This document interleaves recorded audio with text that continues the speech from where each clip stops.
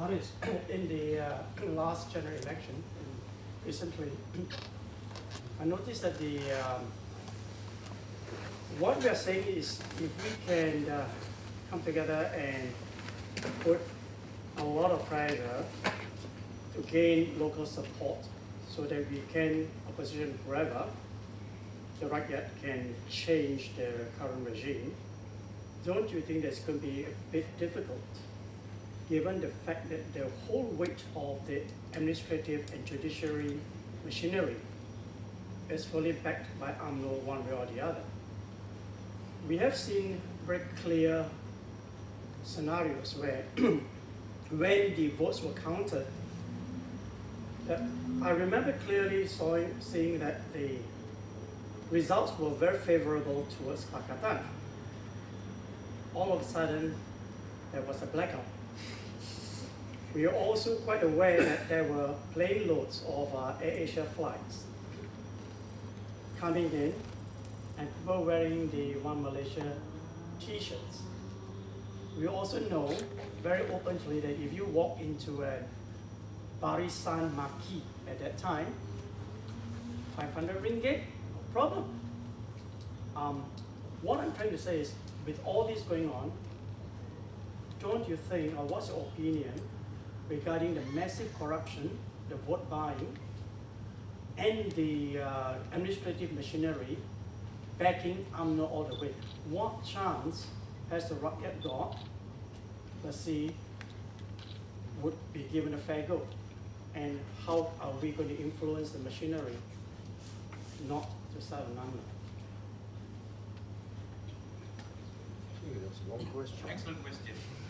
If you take on board the civil service, military, police, they would account for about 1.5 million voters. On the face of it, a ready-made vote bank. I'll tell you this, the police started to swing in Johor. Military rank and file, unlike police officers, can't stop you while you're driving and say your taillights are broken, but slip me a fiver and move on. Military can't. So they can't augment their income.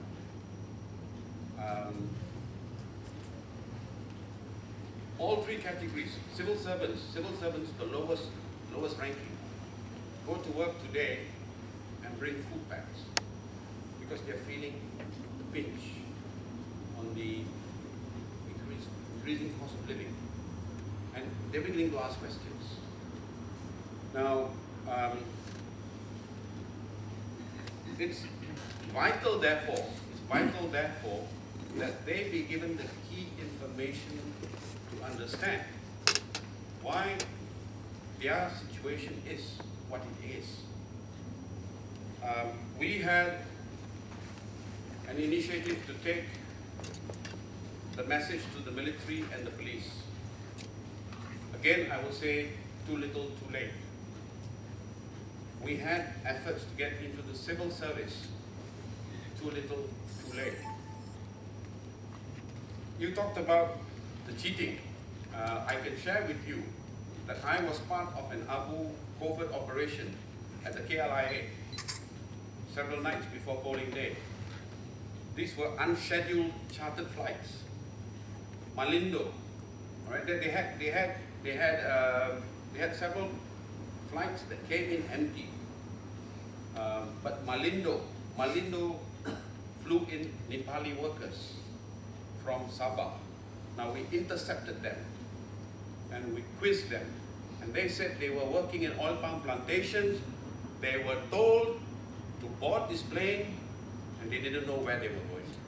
Now does that sound like the movement of a foreign workforce? They were picked up by RISDA vans. These are government agency vans.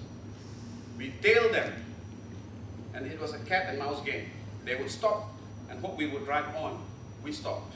They turned into a lay-by. There were 2 tour buses waiting. We assumed to transfer them over. After half an hour, the tour buses left. We tailed again. We were in one car, 2 vans, clever, they split. So you got to make a choice, all right? So in our minds, we were very clear. It was very clear in our minds that we were going to be cheated. You talk about 500 ringgit, in Sabah and Sarawak it's 50. It's 50 ringgit that buys the vote, but you have to understand the circumstance, especially in the Sarawak longhouses. I was in Batang Ai, in Sarawak in 2009 for the by-election, and I stayed at a longhouse, a family of 6. At that time, would have a household income of about 250. But they were able to augment by going into the forest at the back to, you collect your ulam, your batai, so on and so forth, to augment. But guess what? The forests are gone. It's all in Taib Mahmud's Swiss accounts. And so it's down to 150 a month. Now if you're earning 150 a month household income and BN offers you 50, that's the same of 10 days food on the table. And you and I will sit here and say, but why? It's so easy to pontificate when you're here. You're not in their circumstance. 50 ringgit puts food on the table for 10 days. Okay, so the blackouts, oh yes. Credit to the voters in Nurul Izzah's constituency. The polling center in Bangkok, there was an attempt to drive in 2 ballot boxes. They stood their ground. They stood their ground and they refused to allow it entry. And they've probably saved her MPship. But for that success story, you need to look at Wong Tak in Bentong. You need to look at Tapa. And I've seen the footage in Tapa where the FRU, the Reserve Unit Police, came in and literally threw out the opposition candidate and his observers. All right? Now that Tapa was critical because they needed the 2 state seats in Perak to take the state government. Okay, so yes, how do we deal with this? And should we allow ourselves any hope in the light of what's happened? Insofar as the civil servants, the military, the police, my view is efforts must continue. Must continue to get them to understand. In every rally I've spoken, I know the special branch are there, and I've said, take this back to your colleagues. We are fighting for your kids as well. And we've got to hope that they too understand that message because they are feeling the pinch. We keep taking this message out of them that if you see 500,000 on the streets, and I hope that one day we'll achieve it, and you get the order to shoot, understand we are also fighting for you. And I think that's the message that we need to keep taking out to them. We need to get them to continue to understand that they are feeling the pinch because the politicians are taking everything. We need to get that message to them. 1.5 million, that's a strong vote bank. We need to break it. We need to break it. The massive corruption, we've had some success in the kampungs, in the villages in West Malaysia, to convince them, take the money but don't sell your vote. Why sell your vote? But you know, in Sarawak, what happens is this. The village headmen called the Tuai Rumah, just before elections, they are all picked up, taken to Kuching, the capital city, put in hotels, wine, woman, song. And before they go back, they are each given 5,000 ringgit, 3,000 for himself and 2,000 to be defrayed to the longhouse occupants. Now he probably pockets the whole. Goes back, gets a wild boar or a jungle fowl, slaughters it, and tells them, I have committed this longhouse to UMNO BN at the next election. Anyone who votes contrary to that dishonors me, and I invoke the spirits of the forest. Your family is cursed for 7 generations. It works. Now the only ones who can break that are the children coming back from the universities. Because if I went there, don't waste it. But the children can tell the parents, look, if you're so concerned about the curse, I'm telling you now, I'm voting opposition, so we're cursed anyway. The kids can do it. We can't. We need to go out and we need to wake them up to this. The money that they give you is yours anyway. So take it. Take it. But don't sell your vote. In Semenanjung, it has had a measure of success. We've just got to continue. If you are going to place your hopes on a GE14 and not taking Putrajaya on the streets, that's not going to happen. We need to level the playing field because UMNO BN is not going to give us any of the reforms. So yes, you've highlighted two very core concerns. No shortcut, a lot of work to be done. It's a media battle that we need to take out.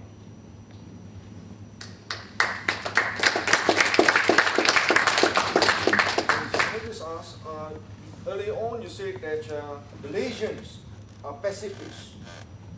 That, in my opinion, is a very strong statement because many hundreds of thousands came out in the Bersih rally.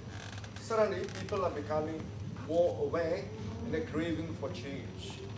You also mentioned that perhaps with the economy, they may force a change. It's very interesting to hear you say that it's the economy that may face the change.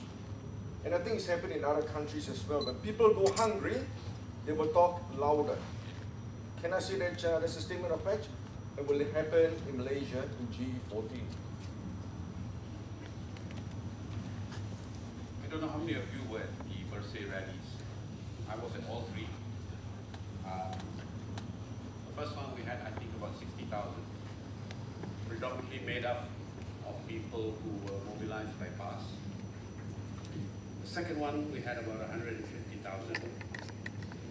And I think the third one, anything between 250 to 300,000. Now, I think one of the reasons the numbers kept growing was people were angry with the brutality.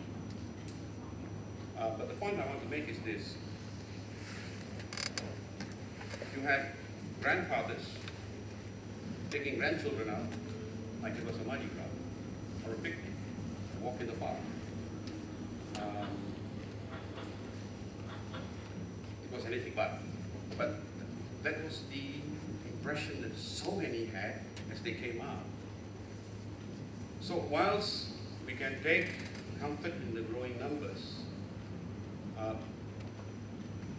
if, for instance, we announced that Bersih 4.0, which is being talked about now, would not be a 3-4 hour rally, but would be a sit-in at Putrajaya until we see a regime change. I wonder how many numbers, how many we will get there. And I say this not to criticize, but the reality is many Malaysians are still afraid when we hear talk about the possibility of violence. Now, if I'm wrong, then I will be very happy when I'm proven to be wrong. But it is in that context that I say that by far and large, Malaysians are pacifists.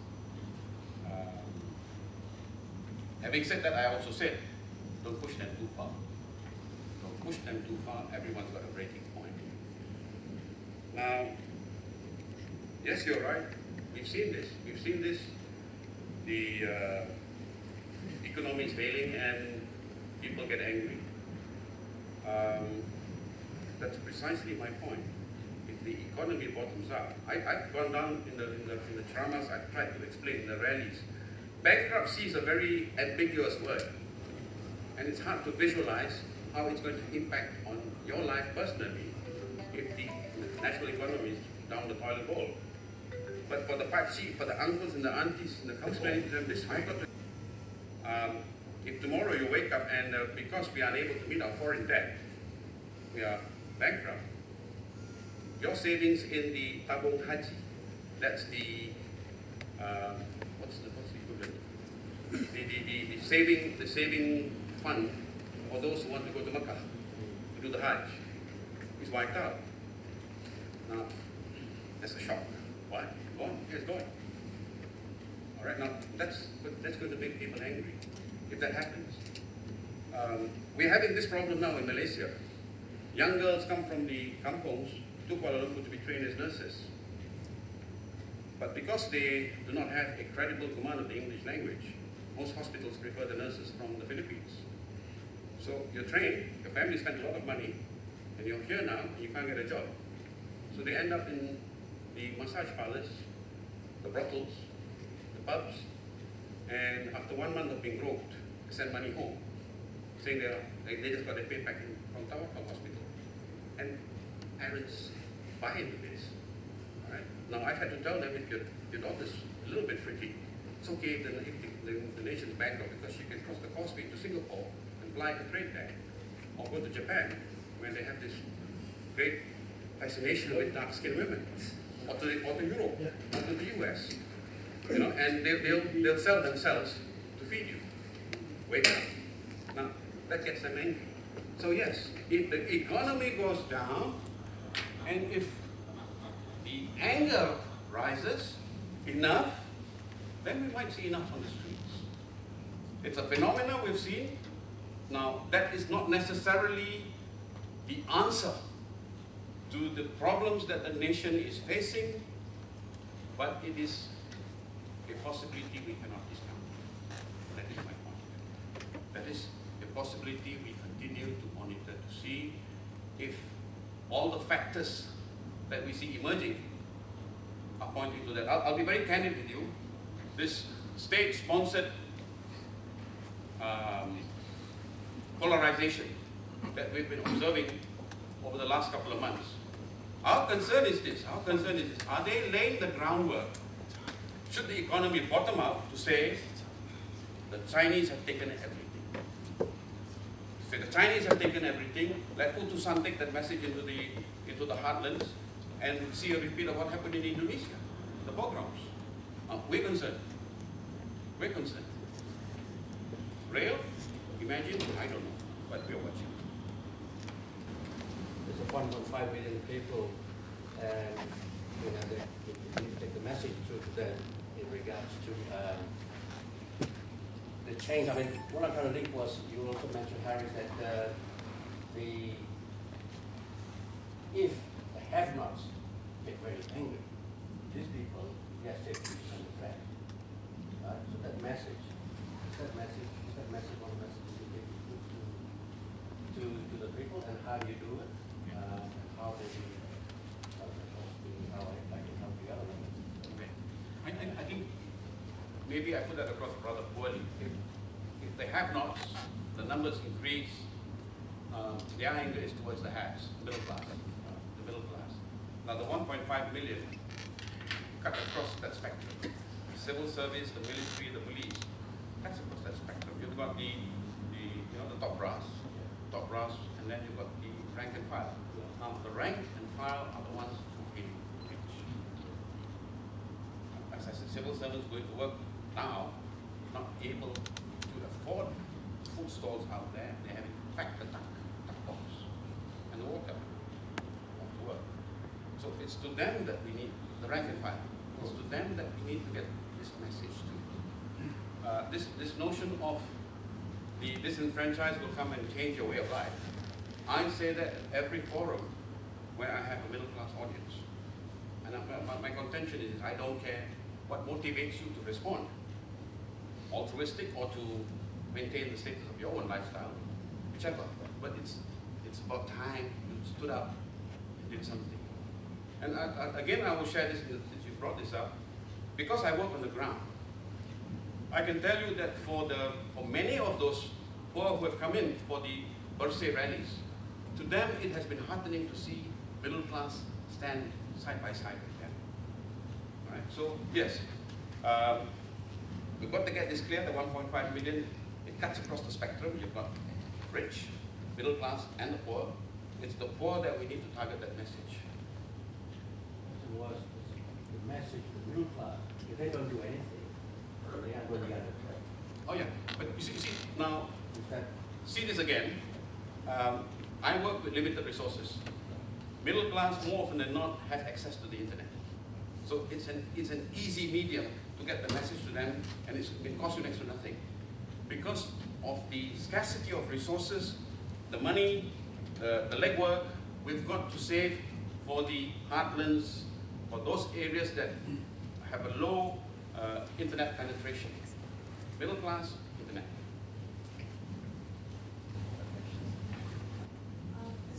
I'm just thinking about, I think over the last, maybe since 1970, I think maybe late 70s, there's been this movement of religious and the Islam movement has become a lot more rigorous. And people are, I guess, you see a lot more people are now becoming a little bit more religious, the Muslim becoming a little bit more religious than they used to. Would you see, and the government is actually encouraging it, would you see it as maybe a way for the government to control the masses, the majority of the population by, being religious in a way sometimes this is what God gave to you. God willing, that inshallah, God willing, this is what your entitlement is. And therefore you'll be satisfied with your lot in life. Sometimes it is a way to suppress people from, accepting a little bit more. I mean, you've actually seen it in India, I suppose, years ago, they were the caste system. This is my lot in life, this is a karma, this is what I bring from my previous life, and this is what I deserve. And if I be good, compliant, obedient, then I'll be able to work it out and then move on. Could it be that? Which is why they're actually encouraging this resurgence of Islamization of our faith. I think it's also partly in our view. I think it's our perception as well. So it's not, when you say religious, is it truly religious or is it extremism you're talking about? So I think it's more our perception of what we see as religious. Well, I was actually talking about, you see, the thing is, I have a lot of friends who over the years, who I was in school with, who were young with me. As we grew older, we became more and more religious due to the fact that there's been a lot of publicity program about how important it is when you are. And in turn, I've actually seen women my age with grandkids, who 1.5-year-old grandkids who are all covered up now. There's really no reason why. They were at one time beautiful young women themselves who went through life like all of us, but now they're depriving their own grandkids of, and telling them, teaching them to live life, the religious, the good. I see what you're saying, but what my question is, do you think that's religion, or do you think that's massive brainwashing to say this is what religion is? Yes, it's probably that. It's probably that. That's why my question is that, are they doing it? Are they encouraging it just so that they have a more compliant population? Interesting. Every time I hear the Mufti of Perak, Harusani, I'm reminded of this old adage: empty vessels make the most noise. This is a phenomena in Malaysia. The seeming ultra Muslims are actually few in number, but Putusan Malaysia and TV3 gives them a huge audience, and because the progressive Muslims choose to keep silent for whatever reason, they appear to be the dominant force.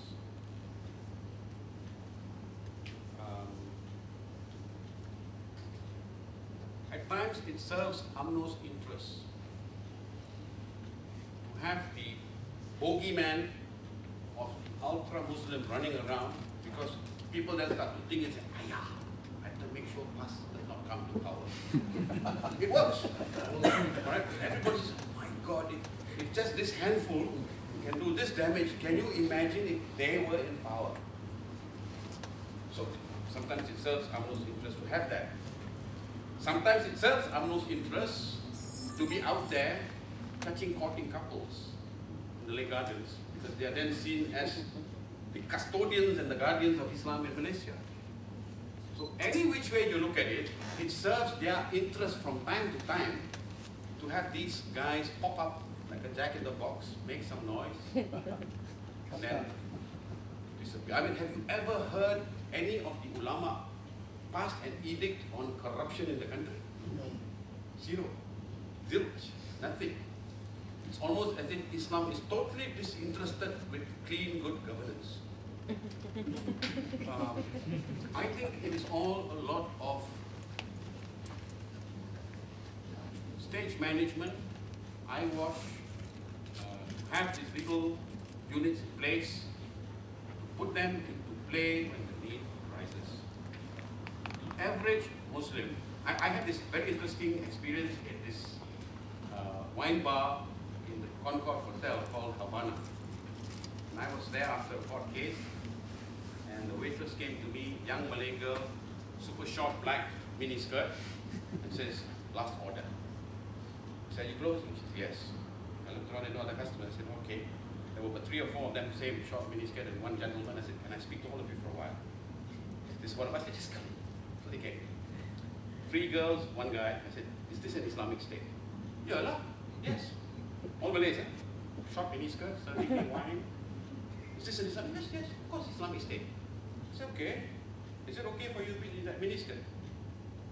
Is it wrong? She asked me. I said, I got no objections. None at all. Is it okay for you to be serving me wine? Again, she asked me, is that wrong? And I said, I'm the one who ordered it. Then I asked them, I said, have you heard about Lina Joy? Yes. What's your view? If she wants to leave Islam, let her go, lah. Very good. If she wants to leave Islam, let her go, lah. All right. So, but if they were sitting there and there was an ulama spewing fire, brimstone, got to stone them, you know, cut them into 100 pieces, they wouldn't have dared contradict. Now that's the reality we have. I can't speak about other jurisdictions, but that's the reality in Malaysia. Now, throw into that Section 12, and this is to me, this was something I was shocked when I saw. Section 12, Sharia Offences Wilayah Persekutuan Act 1997 makes it an offense to hold an opinion contrary to fatwa. Friends, you can't even think contrary to Harusani. Alright, that's a frightening proposition. Now, when you see it in that context, the Malay is a third-class citizen in Malaysia. You can't even think. You can't even think for himself. Now, all these little tools, legal tools, put into place. If you miss 3 consecutive Friday prayers, 6 months jail. You know, if you are caught eating during the fasting month, 6 months jail. And when you understand how it works in the religious classes for ages 3 and above, if you're a smart, bright kid who asks smart, bright, intelligent questions, you get clipped on the neck, on the ear to say, don't ask, don't be a smart aleck. All right. Now you take that method of study that is driven and entrenched and take it to tertiary, what you have are yes men. And this is what UMNO has created. And they would like to keep that intact. So Islamization, I don't see that as Islamization. Much of it is cosmetic Arabization. Nothing to do with Islam. And because the populace is not given access to alternative viewpoints in Islam, they are not allowed to understand that it is not monolithic, that it is possible for a different interpretation, a different viewpoint. I just wrote recently about how in 1984, Jakim allowed 2 schools of Shia thought to be practiced in Malaysia, 1984. 12 years later, in 1996, they do an about turn and say, no, you're all banned. So my question is, what happens to one individual holding to your edict, held to this belief, and died before you gave your clarification? Whose sin is it? Right? So that's what you have in Malaysia. When people come and ask me, is it safe to vote for PAS? I say, PAS can never establish the Islamic State. It's a mathematical impossibility. Every seat they take, increase, UMNO loses. You need 148 seats in order to change the constitution and make it Islamic. Why are we worrying about something that cannot happen? PAS by itself cannot form the government of the day. Malays, Muslims are afraid of them. So, you know, it's unlikely that they could get the requisite number of seats to change the constitutional structure. I don't think my question was so much that. It was more the fact that I felt that not the Islamization. I think we all know that the fact that day-to-day Malay, in fact the lay Malay as it were, are not as radical as they need to be in the first place. But what I'm saying is that is it possible that the government might actually be trying to get a mass injection of religion into that so that they will This be government? Religion? They try. I know they're very, but they are trying to, they are all holier than thou sort of trying to, and because the constitution says that to be a Malay and to be Muslim, and Muslim and Malay is the same thing. So to be more religious, more Muslim, then you are more Malay. You know what I mean? Well, yeah, as I said, I think there is an attempt to paint themselves and portray themselves as being the custodians of Islam. And I mean, you've got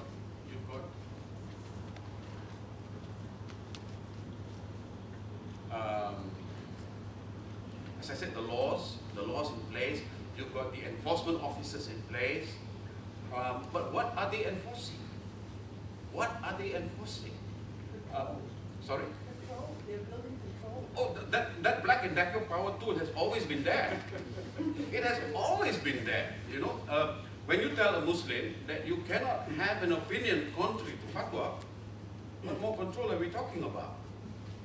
All right. When you tell him that, you know, if you miss 3 consecutive Friday prayers, a matter that is personal between him and God, I'm intervening. So in time to come, they can actually tell you that vote for UMNO because UMNO is Muslim and therefore it's only rightly. What do you mean in time to come? That's what they do now.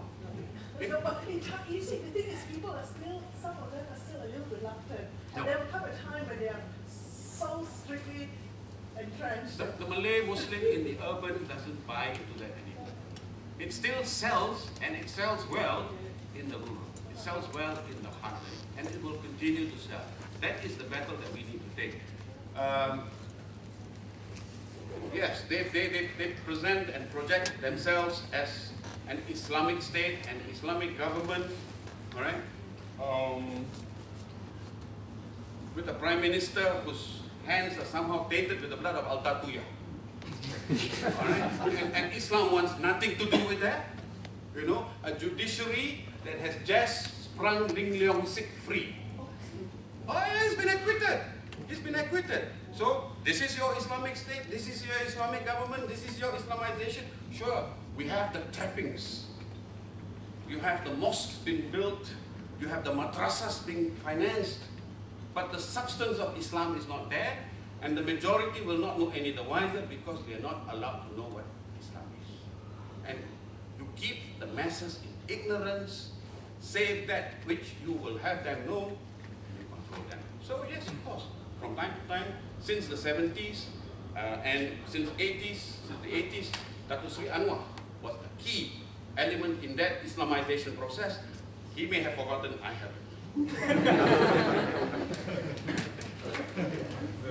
Just my bring. A few years ago, we were encouraging people to sign petitions to appeal directly to the over the heads of the political classes. So could you speak a little more about your vision of appealing to the rulers in that way?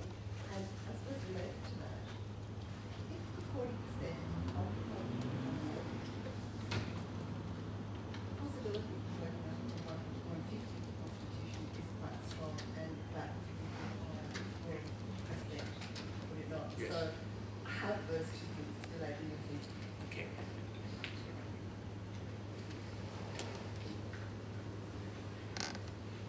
So,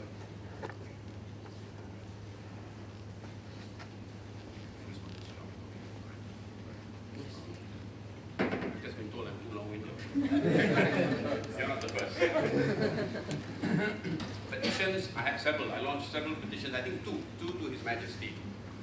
The second one I think was in relation to the judiciary, the appointment of Tun Zaki, former UMNO legal man to the top judicial office.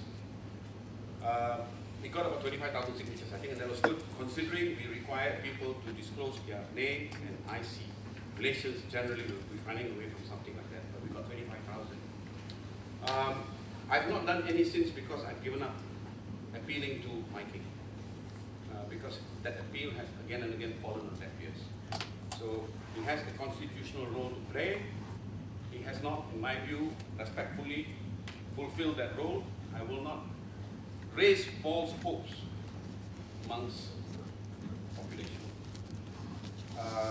Article 150, he would have to sign the necessary instrument to allow emergency powers to be invoked. I will only say this, that a thinking king looked out his window and saw the mess out there. If he wanted to see the continuance of that institution, he declined to sign. But I did say a thinking king. So I suppose it is pointless speculating. If it should come to pass that we have those numbers out there, it remains to be seen whether His Majesty will align with his partners in governance. And I think this is something that needs to be understood. If you think of our national anthem, Negaraku, tanah tumpahnya darahku, rakyat hidup, satu dan maju. We are mentioned before the monarch. It is because he governs by our will. He rules by our will. The history of man will tell us. He doesn't toe the line, he may spell the end. A system will exist. Whether that should come to pass lies in the hands of the people. I have a question. Well, you mentioned that you don't really care how UMNO gets ousted, whether it's by altruistic means or whether just to maintain our own personal status quo. What's holding the people together then after UMNO is actually ousted? What's stopping them from, I don't know, whatever they do, and how will they continue to maintain their altruistic motives or their status quo after that happens? Do you have any plans for that? Okay, I think again, the fault must be with me because it appears I've been misunderstood. I didn't say I didn't care how UMNO was ousted, be it altruistic or for reasons of self-preservation. What I said was I didn't care what motivated middle class to respond to the situation we have at hand. Whether it's because they look at the plight of the marginalized and say this must stop, or they say if we don't do something, our lifestyle is going to be affected. That's what I meant. Right, sorry, so following on from that, right, what are your plans for the middle class then, if that happens and UMNO's actually? I have to confess I have absolutely no plans for the middle class. My focus is on the 40% disenfranchised. The middle class are quite okay right now on their own. Yes, actually, yeah, I agree with that as well, but also the middle class are also one of the bigger, I suppose, community, if you will. They're the bigger, that's the bulk of the people right there, as opposed to, the rich and the poor. So what are your plans for keeping, well, in a way, the middle class happy? I guess the question, to be very pointed, is what's Abu's strategy Yeah, with the middle class? Well, yeah. Our strategy with the middle class is basically to wake them up to this. That if you don't get up and do something, the numbers are growing, your lifestyle is going to change. You have discomfort of weekends taking your children to secret recipe in Mpok Mall. Are you waiting for the time when before your very eyes a bomb goes off and your daughter's arm is ripped off? Because if you think it only happens in the Gaza Strip, wake up. It's waiting to happen. So do yourselves a favor. Now, honestly, I'm being blunt. I'm not here to serve the middle class. They don't need service. They need to wake up. And I was saying this to someone earlier. The CEO earns enough to keep him going for 30 generations, whilst his workforce struggle to pay the monthly house installments. Now, who facilitates this? The executives who sit in the office, middle class, earning their middle class incomes, driving their middle class cars back to their middle class homes, and making sure that the workforce, viewed as a factor of production, is kept down. So middle class is privy to this dominion by that creed. So I'm not going to go out on a limb for the middle class. I'm sorry. So can I just clarify your question? I think I know what you're saying. It was meant Sure. after that happens. Sorry. Basically you say that the opposition does not have a clear message of what they are selling compared to the UMNO anyway. So if they don't have a clear message and everyone votes for the opposition, what makes us think that things are going to change after UMNO is voted out? what's holding us together if they don't sell a clear message. Is that what you're saying? So, Well, but not really, but sorry, this is getting a bit jumbled. What's going to happen after UMNO is actually upset? Say we actually, say, for some miraculous reason, right, BN and UMNO are no longer in the picture. Now, in a way, ABU has fulfilled its role. What after that? Okay, and let's assume you're seeing a scenario where it's Pakatan plus plus plus, because I maintain Pakatan by itself cannot bring UMNO BN down. So you're talking about maybe Pakatan plus some of the parties in Sabah and some of the parties in Sarawak to form the coalition government. Last election, Pakatan made this election pledge that they would deliver reforms in 100 days. Throughout my campaign trail, my contention was 100 days is unrealistic. We'll give them 200 days. But if they do not deliver, they will see us on the streets. I don't know if that partially answers your question.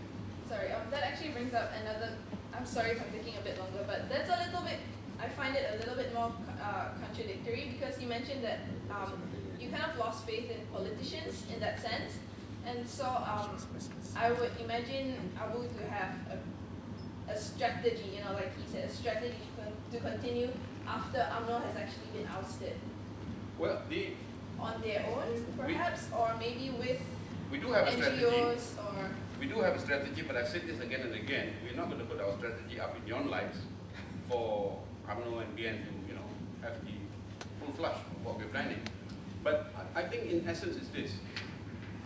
Nobody's going to be in a position to give you a gilt-edged guarantee that the new regime can deliver. But what is important is this. If you've done a David and Goliath with UMNO BN, it gives a tremendous boost to the confidence of the people. So that when they tell Pakatan, if you do not behave and if you do not deliver, you will see us on the streets to bring you down. Okay, in short, and I've said this to Pakatan and again, and again. We give you our vote by default. Not because we love you, but because we so despise how UMNO BN has robbed us blind. You have not done enough yet enough to endear yourselves to us. Okay, so I would be lying to you if we said, oh, we guarantee you that. No, what we do guarantee is this. Post regime change, we continue to be the Rakyat's watchdog. We will not accept any office or gain. We will continue to play the role of watchdogs. And if there's a need to blow the whistle, we blow the whistle.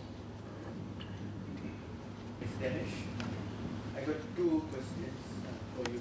First, what is the relation of ABU with other NGO groups such as First Aid Foundation and other powers? And secondly, how can we in Australia support people?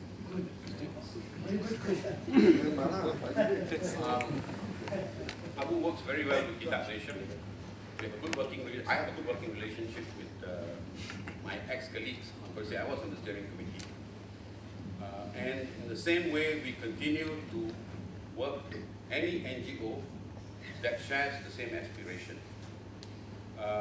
We, post-13GE, increasingly realize that there is this need to build a huge coalition of NGOs. Easier said than done, but efforts are underway. But there is a high level of cooperation. How can the Malaysians in Australia help? I love that question. Come and see me. We are recruiting. Don't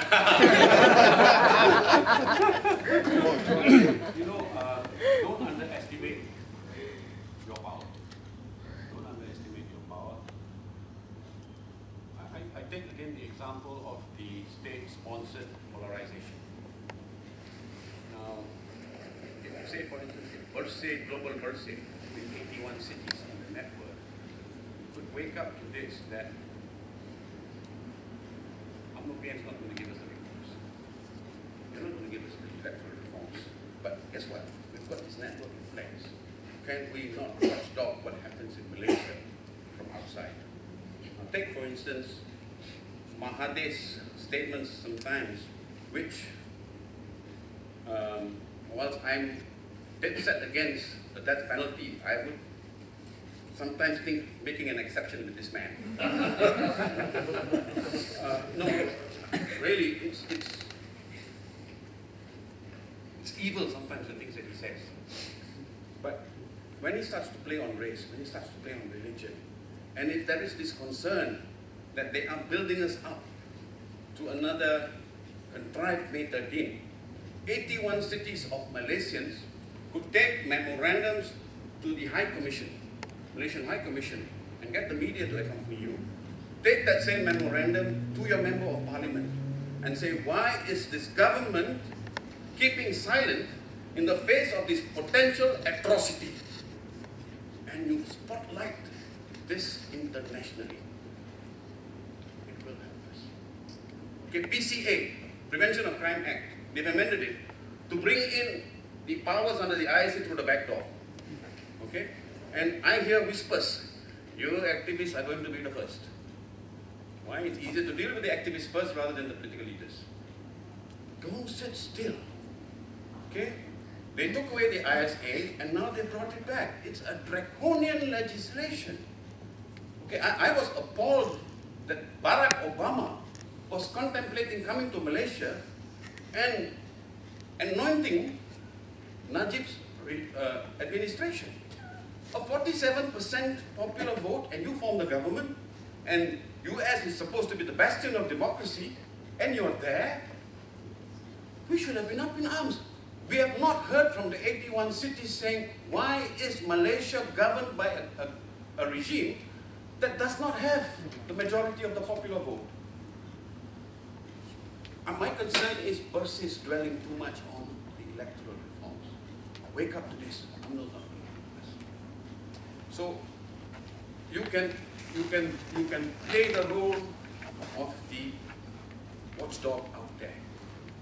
And in this regard, I avail myself, I avail Abu in keeping a close communication channel.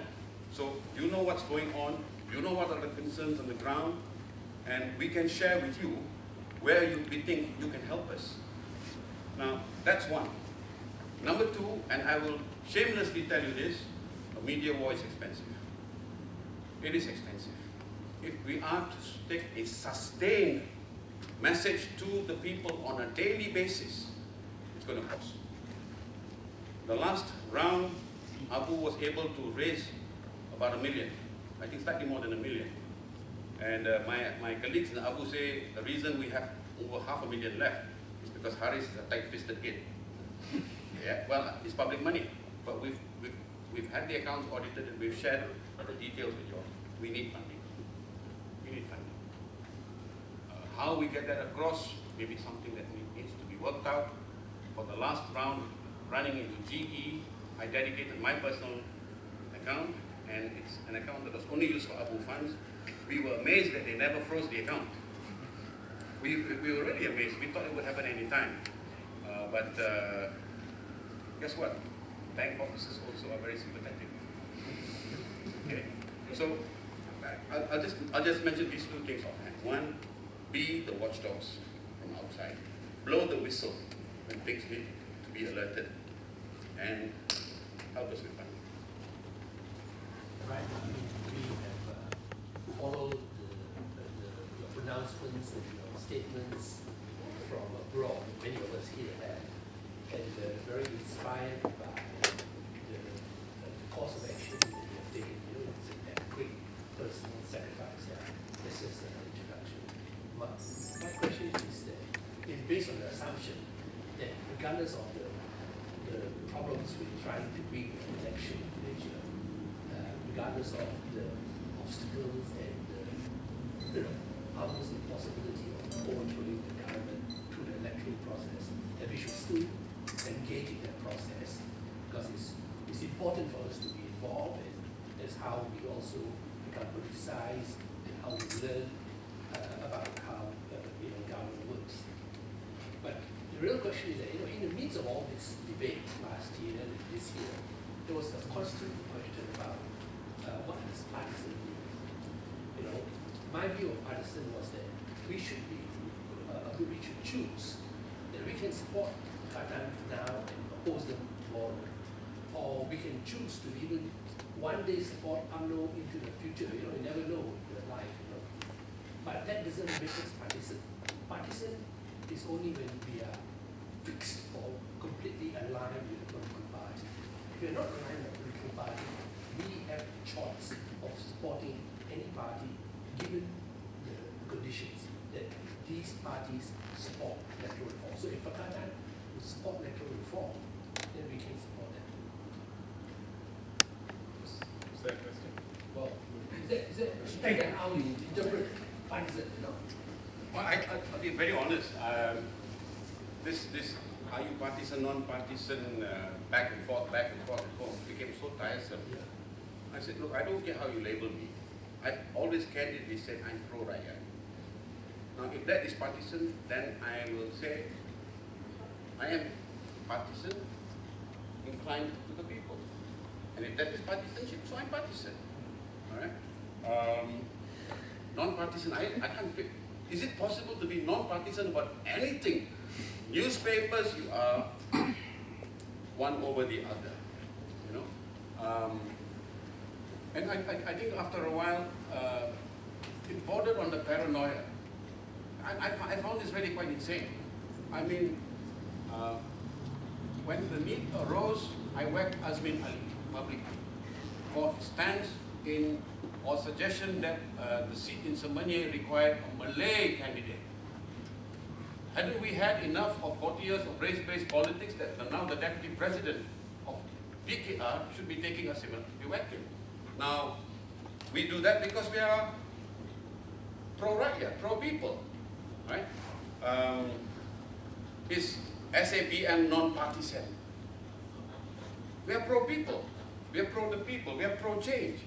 Abu, I keep telling you, I am partisan. I am pro-people. I've said this before. I was asked, what will it take for me to cross over and work with UMNO? It's very simple. Give us all these reforms. All right? I don't care. I don't care whether it comes from UMNO or whether it comes from Pakatan. I want the reforms for the 40%.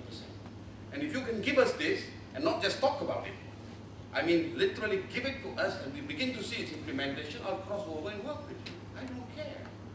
I work for the people. And if that's partisan, I'm partisan. So the first one is, okay, I'm trying to finish up. First one is, besides taking to the streets, what is your measure of success, given that the voting system is rigged, the opposition does not sell your message, and from my experience, not many care about your message anyway. I'll talk to you, so you wouldn't know whether you succeeded or not. Second one is, what are you doing about the redelineation exercise in December? And the third one is examples of revolutions that worked in the past, in history, in the world. I mean, okay, don't go. I think that it's more like the idea is that slow change always works better than fast change, and you seem to be advocating otherwise. Okay. You want to be brief and to the point and quick, isn't it? This is probably going to be the quickest that I answer. Examples of revolution that have been successful in the recent past, none. Redelineation, our partners, the other NGOs, I will not mention who, are working on it.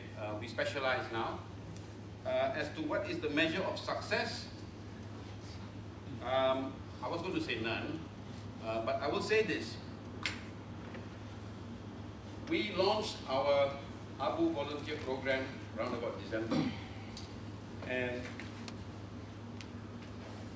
I was sharing with Mary today.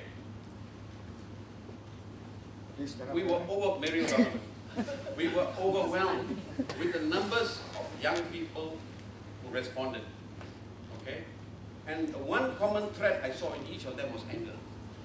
There's anger, there's frustration, but you do not know where to channel that energy.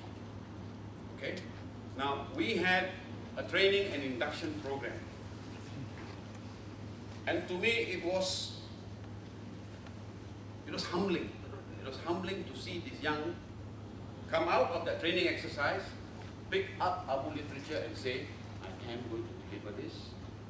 All right? We turn them from angry young adults into what we call Abu Eagles. Abu Eagles motivated to go to ground to deliver the messages to the people who needed to receive the messages. Now, that's, I then even say that's a success. But for me, personally, that rejuvenated energy each day to come back again and continue this fight. So, success, none. But little moments of magic, there were plenty. Camps within the Before I take the farm. next. Several camps. Go ahead. So far, it's been, if I can use the term, the Godfather, Dr. M, keeping them in check. Is there any possibility of UMNO going down the path of MCA, because they've had it in the past, like Semanga 46? Can you see that happening? Well, this is really entering the realm of speculation. I think Dr. M is fast losing his vice grip. And the only explanation I can give is this: only the good die young. So that's why he's still around. Many of his contemporaries are falling like flies. All right, and they are replaced by new warlords who do not feel beholden to him, because they've never been the recipients of his power of patronage. So, as each day goes by, he loses his vice-like grip on power within. Having said that, he's still a warlord of some power, not to be discounted. Whether Mukhris did not make it by the old man's grand design, Machiavellian as he is, we cannot say. We cannot say. But certainly, I think the next couple of months, if Najib is able to consolidate his position in UMNO, Mahathir might have it difficult. There was much speculation earlier about deals being done for Najib to have a graceful exit. I don't think that's going to happen. I'm just like you, looking in from the outside and speculating. We've got a question to the front. One last one. So we've got a question to the front. We'll come back to you in a second. We'll come back to you in a second. As a comment about your question about the revolution, what do you mean by successful revolution? If you are thinking of a transformation to a society, to a, like a heaven, of course we will never find such a revolution. But if you look at instances in our region which has overthrown dictatorships, yes, there are examples. Marcos was overthrown by people in the street. So were the military generals in Thailand. What happened to Suharto? Suharto was overthrown by the people in the street as well. So we need to have, of course, we would prefer not to have to go to the street. We prefer to go and vote in the election and overthrow the government. But if we are disallowed from actually participating in the electoral process that keeps us out of the electoral process time and again, well, people will be looking for other methods and other solutions. And not because they want to, but because they are forced. Can I add to that comment? The key difference in my view between that situation that happened in all those countries that you just mentioned and us, we are not now in the country just yet. The middle class is still able to survive and sustain their lifestyle. This is what I think comes back to What is about successful revolutions? If I can just add to that, if you reach that critical point,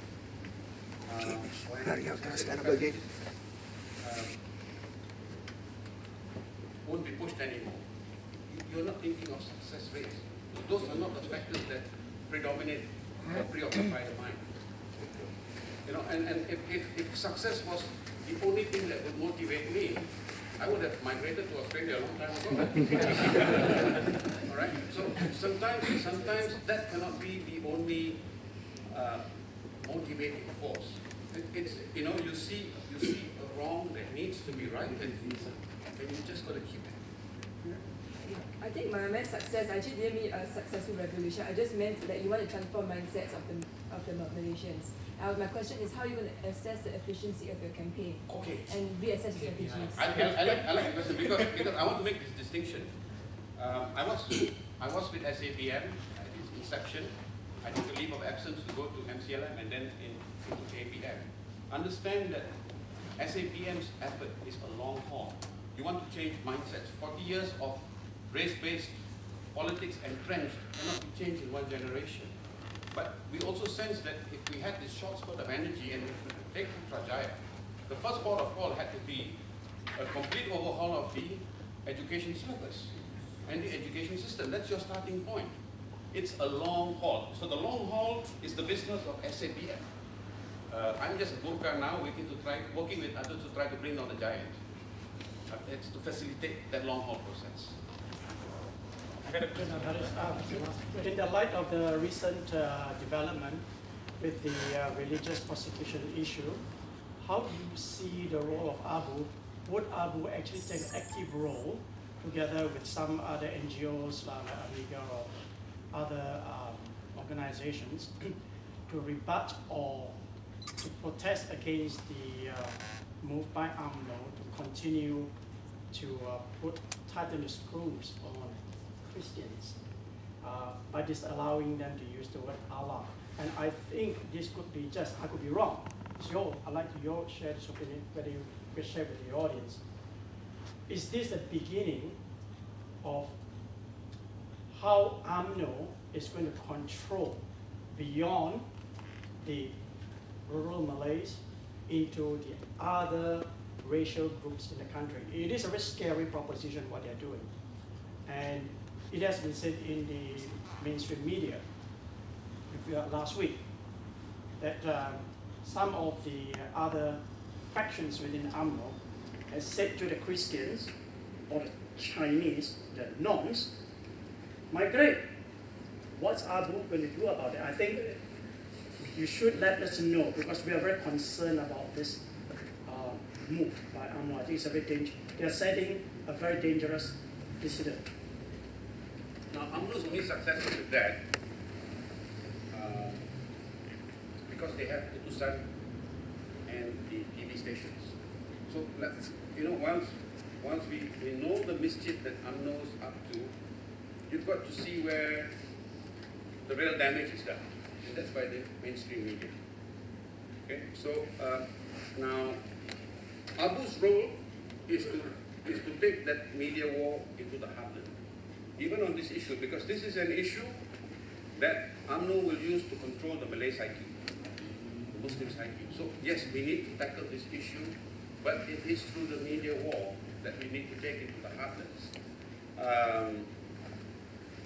As to how you tackle it, that's not something I decide. We have a media team that first, and then the market research company that has its finger on the pulse of the pakcik in the kampung. Because you need to know the message that's going to break the UMNO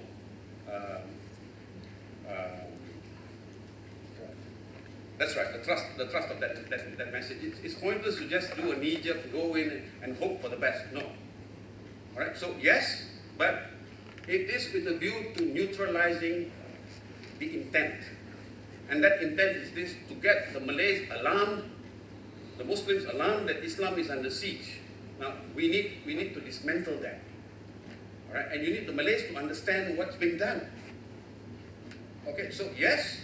Yes, that is part of our function, that is part of our role, but the message that we take out there will have to be crafted, taking on board an understanding of Malay sentiment in the kampung and what needs to be dismantled. Now, you remember the cowhead protest in Shah Alam? Yes. I think it was 2009. And I thought the Hindus, my Hindu brothers and sisters, responded with what was needed, elegant silence. They didn't play into UMNO's hands. They didn't play. I'm not saying therefore that the Christians and the Catholics should just keep a stony silence or do the Christian turn the right cheek. No. But your response must be measured, and we need to understand where UMNO is going with this. And this is why I said just now, we are monitoring whether they are laying the ground.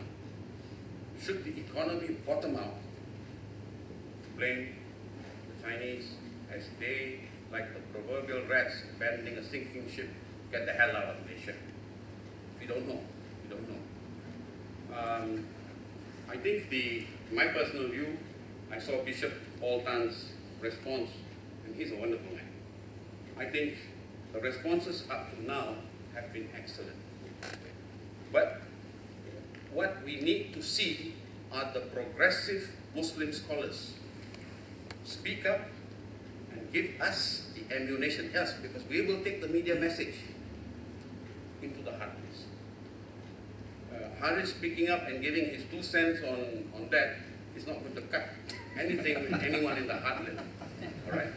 But the Muslim scholars, the progressive Muslim scholars need to speak up, need to condemn the judgment of the Court of Appeal, need to condemn the Home Minister for even having taken this position in the first instance, or to condemn the government for continuing. They should have accepted the decision of the High Court, got on with lives. But I think at this stage, we need to first of all understand where they're going with it before we start to react. But are we going to deal with it? Yes, we will deal with it through our media assaults after we have had a clearer picture, perhaps a clearer understanding of where they are going with it.